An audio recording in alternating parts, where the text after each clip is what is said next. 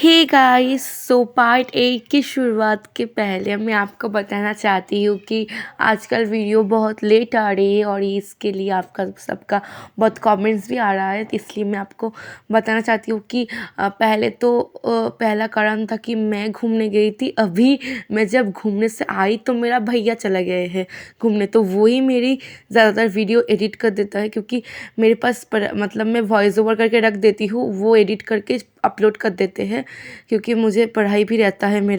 अभी मेरा board exam आने वाला है, इसलिए इसके लिए पढ़ाई रहता है मेरा, तो उसके वजह से मैं एडिट नहीं कर पाती और मैंने कभी सीखा भी नहीं एडिट। तो अभी लगता है मुझे भी एडिट करना सीखना चाहिए क्योंकि अभी मेरे भैया नहीं है और बहुत कमेंट आ रहे थे कि आप कब वीडियो अपलोड करेंगे, तो मुझे भी बुरा लग रहा था कि आपको इतने वेट करवाने के लिए। इसलिए मैंने सोचा कि आज का वीडियो मैं खुद ही एडिट कर लेती हूँ और मैंने भैया से पूछा कैसे करते हैं, तो मैं अभी करना स्टार्ट कर रही हूँ। इससे पहले मतलब आज का एडिट थोड़ा सा बुरा भी हो सकता है, तो आप लोग टेंशन मत करिए क्योंकि संडे के बाद से मेरा भैया आ जाएंगे और उसके बाद से हम रेगुलर वीडियोस देना स्टार्ट करेंगे और मैं ये ड्रामा भी जल्दी ख़त्म कर दूँगी जिससे कि आपको वेट ज़्यादा ना करना पड़े। और इसके बाद में एक और भी मज़ेदार ड्रामा लेकर आने वाली हूँ क्योंकि मैंने देखा कि आपको फ़नी और रोमांटिक ड्रामास बहुत पसंद आते हैं ना, तो मुझे कमेंट करके बताइए। एंड और ज़्यादा बकबक ना करते हुए let's start the video. Episode के फर्स्ट में हम देखते हैं यूरी पिंक को डांट रही थी और डांटते जाते ही वो उस पिक्चर के ऊपर हाथ रखने जा रही थी कि तभी जेनिफर आंटी कर कहती कि ये रूम बहुत ही सीक्रेट है, यहाँ पर मिस्टर गोंग किसी को आने नहीं देते, तो तुम प्लीज़ यहाँ से चले जा सकती हो। मैं इस और फिर यूरी कहती कि तो फिर ये सब कौन साफ़ करेगा, तो जेनिफर आंटी कहती कि ठीक है मैं साफ़ कर दूँगी पर तुम यहाँ से जा सकते हो अभी। फिर हम इधर उजिन को देखते हैं जो कि अपने डैड के साथ फ़ोन में बात करते करते रूम पे आता है और उसके डैड कहते हैं कि अभी हम जिस प्रोजेक्ट में काम कर रहे हैं इसका मतलब है कि इस घर को बेच देना, तो क्या तुम उसमें सहमत हो? तो फिर मैं इस मंथ के अंदर ही घर को बेच दूंगी क्योंकि अब मेरा बहुत ही उम्र हो गया है और मैं इतनी दूर भूसान से सियोल तक ट्रैवल भी नहीं कर सकती, तो बेटा तुम जल्दी से कर दो। पर ये सुनकर तो हमारा उजिन बहुत ही सैड हो जाता है क्योंकि उसे यूरी की बात याद आती है कि ये यूरी ने कहा था कि ये उसके पापा के घर है, इसलिए वो कहता है कि मुझे टाइम चाहिए, पर उसके पापा भी गुस्सा हो जाता है। फ़ोन को कट करने के बाद उजिन भी सोचने लगता है कि क्या करूँ मैं अभी। तो इधर हम रूम में यूरी को देखते हैं जो कि अपने लिए रूम देख रही थी क्योंकि उसे भी पता चल गया था कि अभी 1 मंथ होने वाले थे, जैसे कि सर्च में था कि वो 1 मंथ के लिए स्टे करेगी, तो इसलिए वो रूम खोज रही थी पर उसे कोई भी रूम अच्छे से नहीं मिलता। नेक्स्ट डे हम देखते हैं जियान और यूरी घूमने जा रहे थे, मतलब वो लोग कुछ मार्केटिंग करके आ रहे थे। तभी जियान कहता है कि तुम रूम ढूंढ रही हो ना, तो मेरे पास एक रूम है जिसके बारे में मैंने बहुत बार सुना है कि उस रूम में ना जस्ट उससे एक गोल्डफिश को तुम्हें फीड करना होगा और उस मैडम के गोल्डफिश को तुम्हें देखना होगा। और कहते हैं सिर्फ गोल्डफिश को, पर गोल्डफिश को ये करने से मुझे पैसे भी तो देने पड़ेंगे ना। वो कहता है नहीं तुम्हें पैसे देने की कोई ज़रूरत नहीं है, तुम जस्ट उस घर में जाओ और उस गोल्डफिश को देखो। इधर हम टेंशन हुए उजिन को देखते हैं क्योंकि वो कल ही उसके डैड के बारे में सोच रहा था कि उसके डैड ने उसे क्या क्या कहा था और वो ये भी सोच रहा था कि यूरी के लिए घर देखना चाहिए। तो तभी वो देखता है कि यूरी वहाँ जा रही है, तो यूरी को कुछ बोलने जाता है। तभी जियान कहता है कि मिल गया रूम, तो उस अन्नी ने कह दिया है कि तुम जा सकती हो कल से। और इधर तो मतलब यूरी का खुशी का ठिकाना नहीं रहता, वो कहता है कल से ही, और जियान कहता है हाँ कल से ही, तुम जस्ट पैकिंग कर लो। और इधर तो यूरी और सुहा और जियान सभी लोग बहुत खुश हो रहे थे, पर हमारा उजिन तो जेलसी के मारे कहता है कि अभी जाना पड़ेगा, ऐसा कैसे हो सकता है, तुम तो कल ही मतलब कल कैसे जा सकती हो, अभी तो तुम्हारा रूम ठीक भी नहीं हुआ। और जियान उसे हंस कर कह रहा था कि नहीं वो कल ही जा सकता है। और याद तो जियान के ऊपर उजिन बहुत गुस्सा हो जाता है, इसलिए उसे उसके पास जाकर उसे थोड़ा सा मतलब आंखें दिखा के चला जाता है। नेक्स्ट सीन में हम यूरी को घर में देखते हैं जहाँ पर वो इस बारे में हमारे बोंगडो को बता रहा था और बोंगडो का रिएक्शन क्या होगा। ऑब्वियसली उसका आजमा चला जा रहा है, वो तो कहेगा ही ना कि क्यों जा रहे हो आप अभी तो यहाँ पर। और वो कहता है कि 1 महीने हो गए ना। और बोंगडो तो मतलब सरप्राइज हो जाता है कि 1 महीने इतनी जल्दी बीत गया, मुझे तो पता ही नहीं चला। तभी जेनिफर आंटी कहती है हाँ 1 महीने हो गए हैं। और बोंगडो कुछ भी समझ नहीं पा रहा था और वो कहता है कि अभी अंकल कहाँ है, मुझे अंकल के साथ बहुत बातें करनी है। और इधर हम उजिन को देखते हैं जो कि घर आ ही रहा था कि तभी उजिन वहाँ पर बैठकर कुछ सोचने लगता है कि उनके मतलब बोंगडो के 2 दोस्त आ जाते हैं और जो कि हम हमेशा देखते हैं। और वो दोनों दोस्त आकर ना उजिन को कहते हैं कि आप एक गोल्ड फिश ब्रेड खा लीजिए। और उजिन तो गुस्सा हो जाता है, पहले से ही तो गोल्ड फिश के बारे में इतना कुछ चल रहा है, फिर से गोल्ड फिश का ब्रेड, इसलिए वो मुंह बनाने लगता है। और ये देखकर वो दोनों फिर से आगे जाने लगते हैं। और तभी हाँ वो दोनों बोंगडो को देखते हैं तो बोंगडो को भी ऑफर करते हैं, पर बोंगडो गुस्सा होकर कहता है कि हमेशा क्या गोल्ड फिश का बहुत ही काम है यहाँ पर, तुम गोल्ड फिश को लेकर जाओ यहाँ से। और फिर वो दोनों कहते हैं कि यहाँ पर इस घर में क्या सबको गोल्ड फिश ब्रेड पसंद नहीं है किसी को भी। और फिर हम बोंगडो और उजिन को देखते जहाँ पर बोंगडो बहुत बार बोल रहा था कि आजुमा को रख दीजिए। और उजिन को भी अच्छा नहीं लग रहा था, वो भी रखना चाहता है पर वो तो मैच्योर है ना, तो उसे पता है कि, तो इसलिए वो बोंगडो को भी समझाने की कोशिश करता है। और फिर हम यूरी को देखते हैं जो कि सबको बता रही थी। और यहाँ पर हम मतलब उजिन को देखते हो बहुत ही सैड था इस बारे में, ऐसे कि सारे लोग ही सैड थे उसके जाने के डिसीजन से, किसी को भी अच्छा नहीं लग रहा था। तो तभी यूरी कहती है कि मैं फिर से आऊँगी ना, मैं मीट करने बार बार आऊँगा। फिर हम नेक्स्ट सीन में सबको देखते हैं मतलब उजिन, यूरी और जियान को, क्योंकि फेस्टिवल आने वाले थे और फिर वो तीनों मिलकर फेस्टिवल के लिए जा रहे थे फूट लेकर।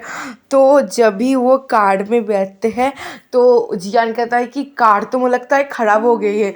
और यूरी कहता है कि कार अभी ख़राब होना था, हमें और 30 मिनट के अंदर वहाँ पर पहुँचना पड़ेगा। तो फिर हम सबको एक मैकेनिक के पास देखते हैं तो मैकेनिक कहता है कि अभी तो बैटरी नहीं है, तो हम समझ सकते कि इलेक्ट्रिक कार है। वाह। तो यहाँ पर उजिन थोड़ा सा कुछ अपना दिमाग लगाता है और कहता है कि तुम यहाँ पर ही रह जाओ जियान, मैं और यूरी जा रही हूँ। और यूरी कहते हैं कि हम जियान को अकेला छोड़कर चले जाएंगे। तो उजिन बड़े बड़े आँख करके जियान को देखता है और जियान कहता है हाँ ठीक है तुम चले जाओ ना, ठीक है। फिर नेक्स्ट सीन में हम उजिन और यूरी को देखते हैं जो दोनों टिकट बाई करके रामेन खा रहे थे। तभी यूरी कहती है कि तुम्हें जियान को ऐसे नहीं रखना चाहिए, ऐसे कौन करता है। और खाते खाते उसे मतलब तीखा भी लगता है रामेन।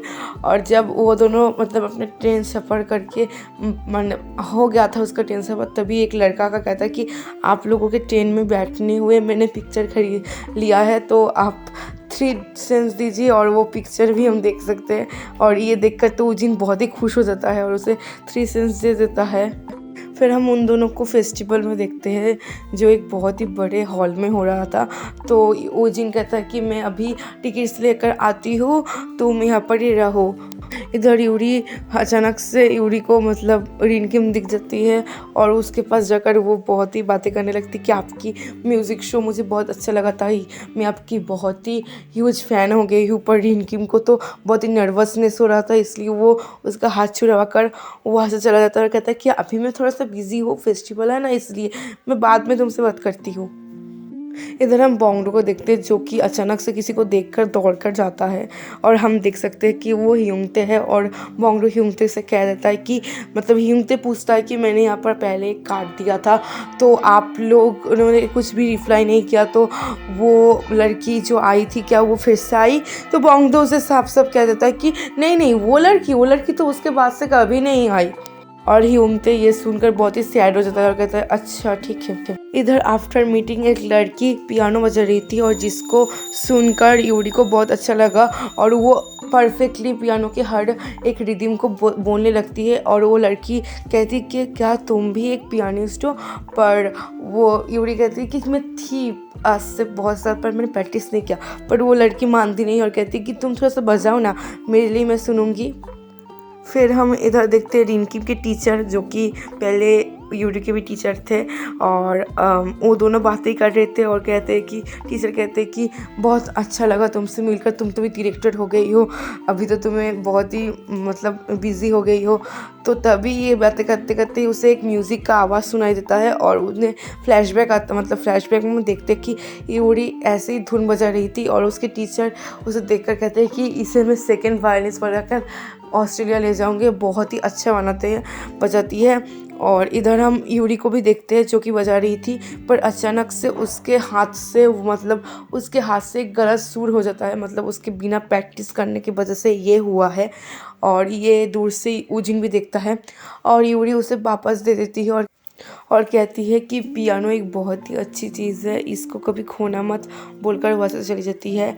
और जाते जाते वो अपने हाथ को देख रही थी और उसे यहाँ पर हम देख सकते हो उसे बहुत ही बुरा लग रहा था कि वो दूसरे की तरफ बजा नहीं पा रही है, पहले वो कितनी अच्छी बजाती थी और वो उसे बहुत ही रिग्रेट फील होता है। तो नेक्स्ट सीन में हम देखते हैं उस लड़की के पास टीचर आकर कहते हैं कि क्या वो जो बजा रही थी क्या तुमने बजाया है वो?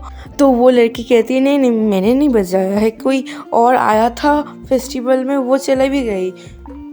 इधर हम रिनकिन को देखते हैं जो कि जाते जाते मतलब उसे दिख जाता है यूरी जाते हुए और वो यूरी को देखकर मतलब बहुत ही गुस्सा हो जाता है। तभी टीचर आकर उससे और भी एक गुस्से वाली बात कहती है कि तुम्हें क्या वो स्टूडेंट याद है जिसको मैं सेकेंड वायलिन बजाती थी मेरी? तो तभी ये सुनकर रिनकिन को फ्लैशबैक आता है जब वह दो लड़कियां उसके बारे में बात कर रही थी कि उसके मॉम के पास पावर है इसलिए वो फर्स्ट पियानोस्ट, नहीं तो यूरी होती और यूरी की तरह कोई भी नहीं बजा सकता यहाँ पर। और ये दोनों बोलकर वहाँ से चली जाती है और ये सुनकर रिनकिन बहुत ही सैड हो जाती है। सो नेक्स्ट सीन में हम यूरी को देखते हैं जो कि बैठे हुए अपने हाथों को देख रही थी। तभी ऊजिन आकर कहता है कि अगर जियान आ जाए ना तो तुम उससे कहना कि मैं चला गया हूँ, ठीक है ना? तो यूरी कहती है कि ठीक है तो फिर आप जाइए, मतलब सैड होकर ही कहता है कि ठीक है आप जाइए फिर। और फिर से वो घूम कर आता है यूजिन और कहता है कि सुनो ना, मैंने कहा कि जब जियान आएगा ना तो उसे कह देना कि मैं आया था और मैं चला गया फिर से, ठीक है ना? और इधर यूरी कहता है ठीक है मैं बोल दूंगी। इधर यूजिन सोचने लगता है कि क्यों ये मेरे साथ नहीं आ रही, मैं क्या बोलूँ? और फिर कहता है क्या तुम मेरे साथ आओगी? और तभी वो यूरी भी एक साथ कहती है हाँ, और फिर वो दोनों को हम देखते हैं एक साथ जाते हुए। सो इसी के साथ पार्ट 8 यहाँ पर ही ख़त्म हो जाता है। तो thank you so much for watching and stay tune for next part. And मैं कोशिश करूँगी कल ही नेक्स्ट पार्ट अपलोड कर देने के लिए। और लाइक कर देना इस वीडियो को, शेयर कर देना अपने फ्रेंड्स के साथ और सब्सक्राइब करके तो बेल नोटिफिकेशन आप ऑन कर ही दोगे। And now bye bye.